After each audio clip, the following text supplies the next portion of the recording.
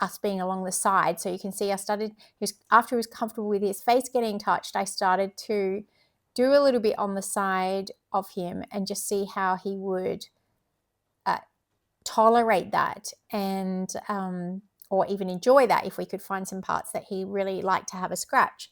So here he was more just tolerating things. He's a really tough horse as well. We saw him double barrel or really kick hard with both his back legs at a whole herd of cows, including a bull, and just clear them all out of the way. So he's a tough little horse. So what had happened is he had decided that being close to us and being close to me was actually quite a good idea, and that it was quite safe if he kept looking at me. So that's how we built a connection, and it almost made him in control of my movements, which gave him the confidence to interact. And then you can see it was quite easy putting the headstall. So we thought, oh, great. He's used to this. So now all we need to do is clip it on and lead him up to the yards and put him on a trailer and go. But it really didn't turn out to be that easy. So it seemed like he just tolerated the headstall going on, and he was connected to me. So he would follow me, but he'd only sort of follow side to side. He didn't know how to lead.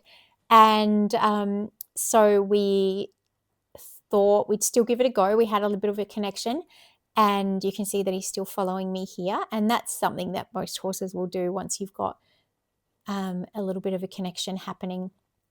And so you can see how timid he is there. I just decided to give him a snack just to give him some time and a bit of chill time. But he was frightened by the way I put the bucket down, and he was frightened by the way the fence was moving around him. So when those kind of things happen, we just made sure that he calmed right down before we even considered taking another step, because there's something really well documented.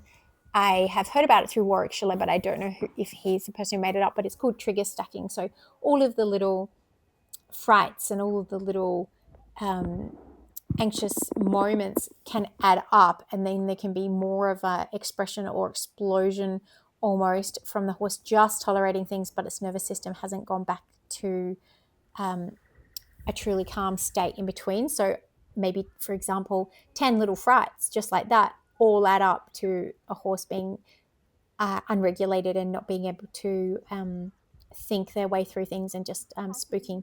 So I think I got this video a little bit out of sequence. So that was showing him that headstall again, and he was sort of okay. You can see that he's tolerating it. He's not really saying, yes, let's go. But I'm showing him that I'm listening by taking it off and moving away. And the point of me moving away is to give him the option to come back in and to know that I'm listening to him. So thinking, okay, I can see that you weren't really into that and you weren't really feeling that comfortable. So therefore, I've jumped back around a little bit to, it's the same day, but this is where he was on the lead, and I thought, well, I'll see if he knows how to step backwards. And it really didn't mean anything to him. So then I thought, oh, okay, well, so you can see that he's following me, but he's only following me with the rope really loose. It's not like he's really leading, but we thought, and you can see he's sort of stopping, but that would be happening with or without the rope on. So then we thought, well, we've got a bit of a connection. Why don't we open the yard up and see if we can move him up? But then when we did, he got really scared. And this is the next day, the next visit. So we had a beautiful volunteer and my daughter, and we thought, let's do the same thing. We put a yard around him, which was quite easy. He knew what we were doing. We gave him a little bit of a snack, and this is Billy just connecting with beautiful Ulysses. And what we thought we'd do there is just show him how many nice people there were, and we all honoured the same code. There's Coco giving him a little scratch, and this is Coco putting the halter on him. We just wanted to see if we could build on what we'd done the week or a few days before. I can't remember the sequence. This was all over a couple of weeks. And you can see his ears back, and he's a little bit apprehensive, but he's okay. And we noticed with this horse, he does calm down really quite easily. So it was quite easy in a way once. Anyway, so then we came up with a plan, and this this was me packing some of the things and thinking, what do we need? And we had another beautiful volunteer this day, Olivia. And so we did the same thing. We put him in a yard. Now, this is the path that we needed to come up, and that took us, it was only about 150 meters. That took us 6 hours. So we didn't get much footage that day because it was a bit stressed. Well, it was a bit hands-on. So this is Ulysses up in the yards. We just put him in the yards there so we would be able to catch him. That's my muddy feet. Now, this is day 6, the day that we came to trailer transport Ulysses.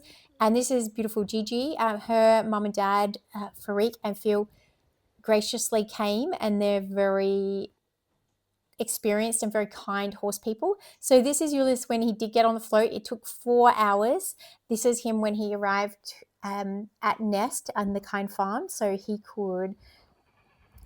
spent that day in a yard, and he was surrounded by horses. It was really sweet. They were all whinnying out to each other, and we're not sure how long it had been since he'd seen another horse, but I think it had been at least a couple of months because he had been on the cattle farm. So in this video, it was kind of bittersweet because I felt like he was probably rounded up from the wild and separated from his friends. And when I was tuning into him, I got the feeling that I was sort of saying, look, we're going to transport you tomorrow. And he was like, yeah, I'm good to go. I'll load on, no worries. This was all my feelings thinking about it the night before. Then I said, oh, you'll get to see some other horses and you'll get fed every day. And he seemed quite happy about the food, but he felt like he really was missing his family. So even just meeting these other horses was really nice for him. So he spent that day in the yard, and then it was getting a bit too hot. So I decided it was good timing to let him out. I put down lots of hay so all of the horses could just eat and relax together. And you can see it took a little bit of time to come out of the yard. And then he decides to come out of the yard, and now he's in a paddock with 4 other horses. And he just has a little sniff around and starts eating hay, and the other horses are just to the left, and then there's horses behind him. So on the next morning, I think it was, when I went to feed him, he was really hanging on the edge of the herd. So you can see him right up the back there. And he got confident really quickly, which was really nice. So there he saw that I had some hay and I was taking up specially to him. There's a bit of a shaky camera there. And so he's quite confident. And then over the last few mornings, I've gone to feed him in the afternoon, and he's really settled into the routine and he's quite happy with it. And now he is the first one waiting for food, which is really great. So he's on beautiful, nutritious food, and he's also on some natural medicines to clear the toxins and the growth hormones from the cow feed out of his body. And yeah, he's settling in really nicely, and he's got some friends, and everything is going really beautifully. So we're really grateful to have been able to help this horse, and he's an absolute darling. So to be continued, and thank you everyone for your support. There he is with his new herd, and he looks quite content. So he's a little bit wet. It's been raining there, but he's a real sweetie.